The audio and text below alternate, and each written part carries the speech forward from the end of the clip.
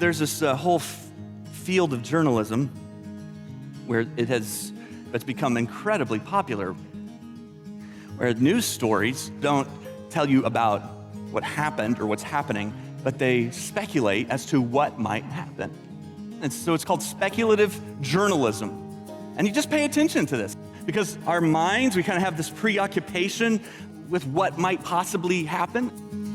Jesus knew that this was going to be a struggle for the disciples.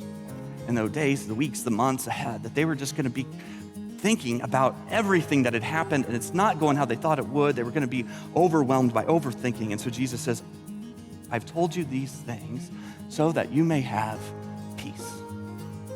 Who do we trust in? Who do we trust in for peace?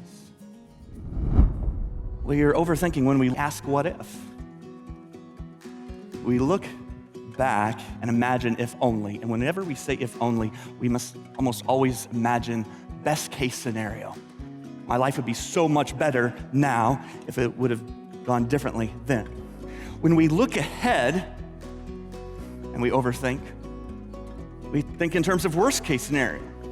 It hasn't happened yet, but we play it out what might happen with what if situations.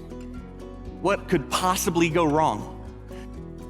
Overthinking focuses on what, how, and when.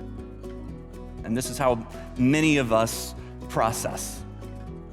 We look at the challenges and the struggles of life. We want to know what's wrong. What are we going to do about it?